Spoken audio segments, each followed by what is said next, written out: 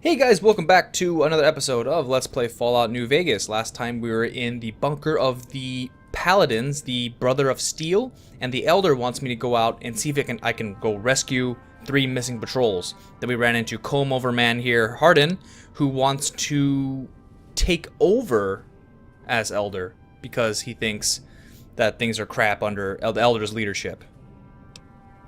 I don't know. I've gone through our records dozens of times looking for a precedent regarding the dismissal of an elder and come up with nothing. The people who are most likely to know how it could be done are also some of McNamara's strongest supporters, so they refuse to help me, which is why we're having this conversation. An outsider such as yourself would arouse less suspicion asking questions about such matters. The fact that the elder has some tasks for you means his faithful won't suspect you, and you have a line open to the man himself. In short, you're in a perfect position to help me. Will you at least think about it?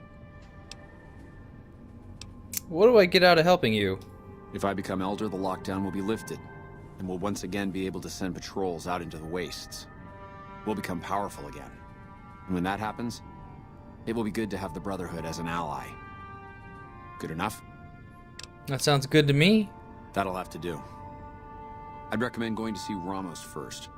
As head of security, he's more familiar with our protocols than anyone else here. You could also try to find something relevant in our data store, though last I heard Scribe Ipsen is having a bit of a problem accessing it. And if McNamara should give you any tasks, I'd ask that you kept me abreast of them. Report anything you find to me, and we'll move from there. Gotcha, buddy. That's a lot of things on my screen. Alright. So let's see where I need to go first. Let's get these local ones out of the way. Oh, I got one right in here, looks like. Who's this guy? Nope. You. Evening. Here you go, Ipsen. Look, this isn't a great time. Oh, what the hell? It's not like we're making any progress. I'm Ipsen, and I hope your day is going better than mine is. You too have a lovely comb-over. Pleasure to meet you, comb-over Ipsen. Something wrong? Yeah, I'm in charge of keeping this data system up and running, but accessing it is a little, touch and go at the moment.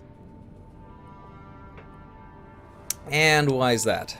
One of our exploratory patrols, back when we had exploratory patrols, found a data disk in some ruins out in the waste. Well, we finally got around to cataloging the damn thing and got shut out of our own data store the second it loaded. Turns out it had a virus on it. Who would do such a thing? Oh, there are patrols, just not exploratory ones.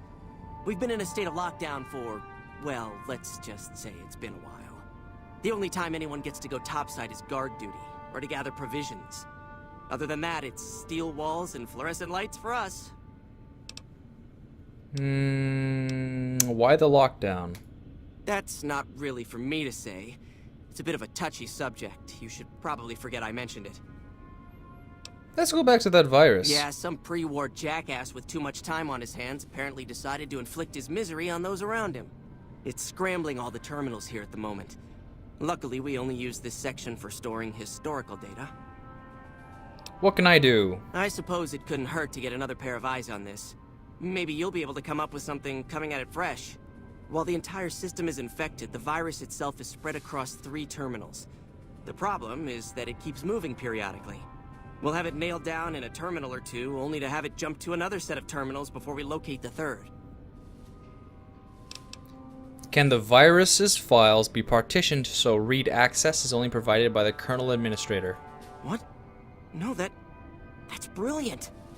It would let us seal a portion of the virus to a particular terminal, even when the other parts move. Boom! I'm a genius. I'll give it a try. Best of luck to you. I'll tell the others to take a break so they don't get in your way. Oh, and I'll keep track of when it jumps for you. To maximize your chances, wait for my signal before you begin. This is like a mini game? What is going on here? I don't really know what he's gonna do. Hold on a minute.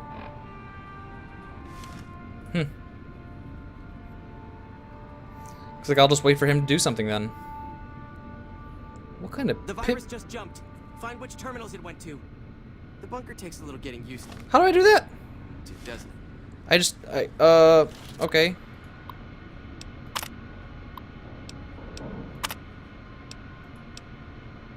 Oh, okay, that's not it. Wow, this feels like Lieutenant Surge's... Oh, hello.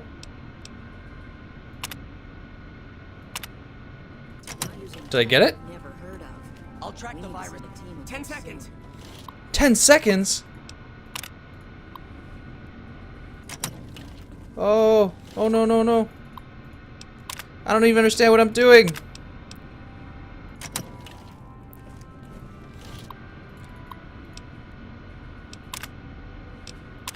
Did I get it? That's it. We got it. The virus has been purged. Sweet! That was I awesome. actually did it. If you don't mind my saying so, I didn't think you had a chance in hell of pulling it off. But I'm glad to be wrong for once. Thank you, my friend. Please feel free to access the data store at your leisure. I'm only allowed to give you access to non-classified topics, but it's better than nothing, right?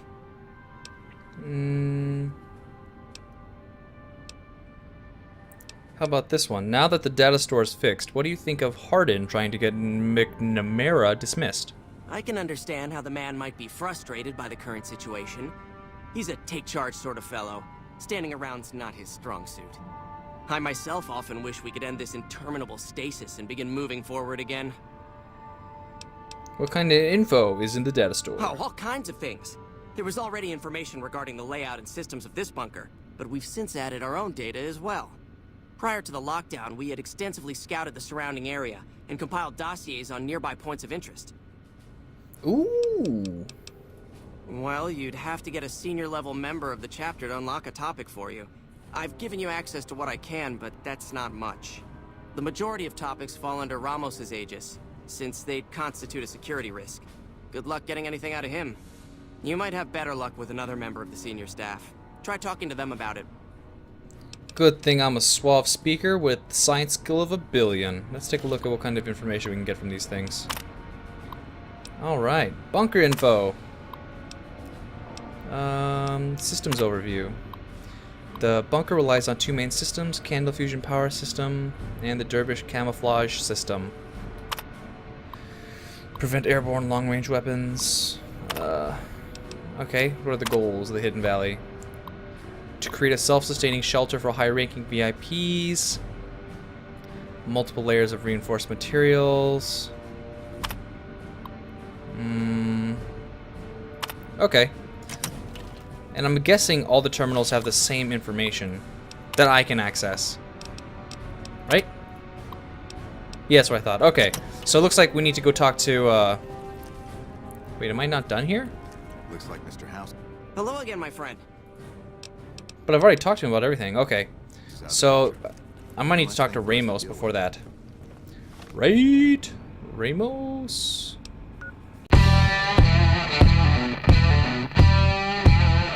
Can help you with?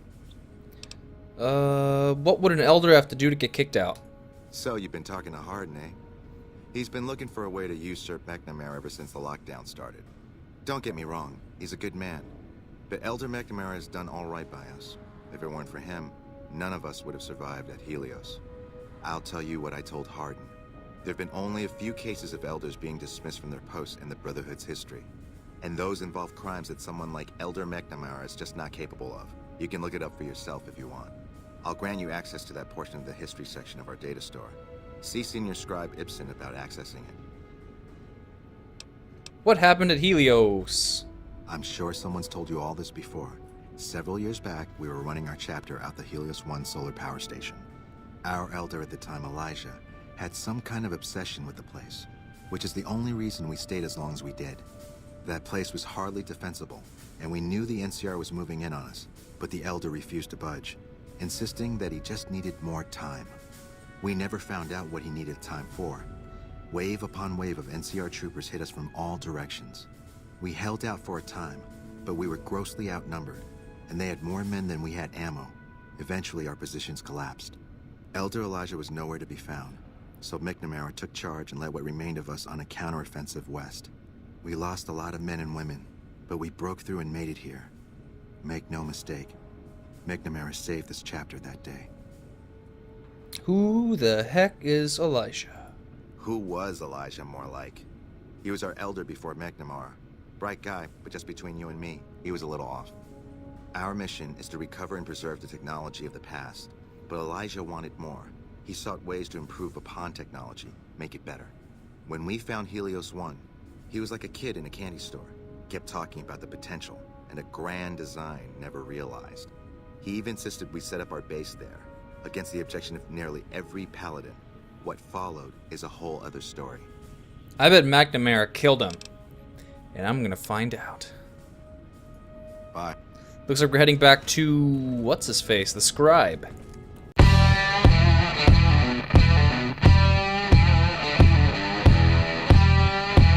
Scribe? Where are you? Hello. Hey.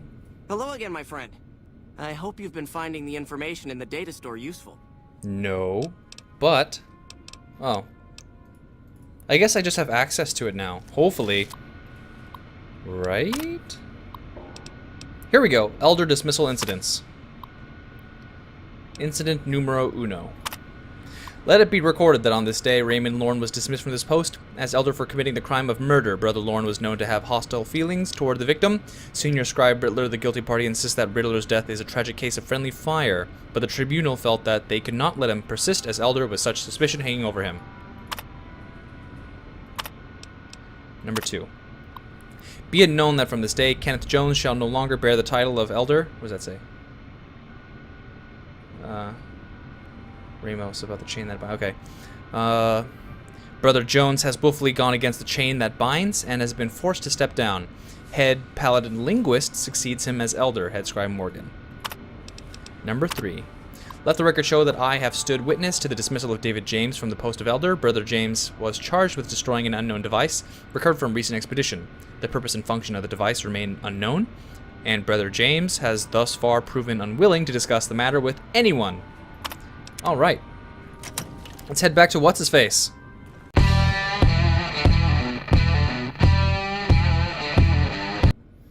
Yes. One of the data store entries mentioned the chain that binds. That's an old principle that's been around since the Brotherhood was founded. It basically means that you have to obey a superior officer. It's pretty much common sense, but it gets invoked a lot when people get pissy about following orders. If you're curious, I'll give you access to the data store entry on it. You'd probably be the first to read it in years, if not decades. Thanks. Check the data store for more information. Looks like I'm going all the way back down. Chain that binds. The chain that binds is the cornerstone of our... wait, what does it say? Return to Hardin with your findings about the chain that binds. Okay. Is the cornerstone of our organization, the rock that supports the great tree of the Brotherhood and its myriad branches. It holds that our orders are to flow from on high... what the... flow from on high down through the ranks. An order from a superior must always be obeyed, that their wisdom may be carried out without hesitation. Orders are to observe the flow and not skip ranks. A superior may only give orders to his direct subordinates and not to those beneath them. In this way, harmony of intent and cohesion of thought is maintained. Let me skim that one more time. Oh shoot, hold on. Okay. Just the second one, flow. And not to those beneath. Oh, that's bizarre.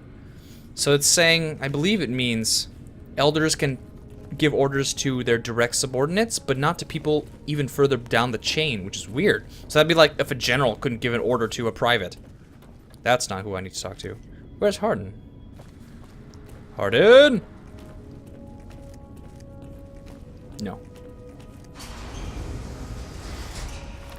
Where is this guy? He's probably not outside. Let me go back. Whoa, how do I go there? Well, since we're pretty much out of time, I'm gonna go ahead and start the next episode when we're right around here in this creepy looking... looks like an urethra, but... alright. Well, thanks for watching, and see you guys next time. Bye!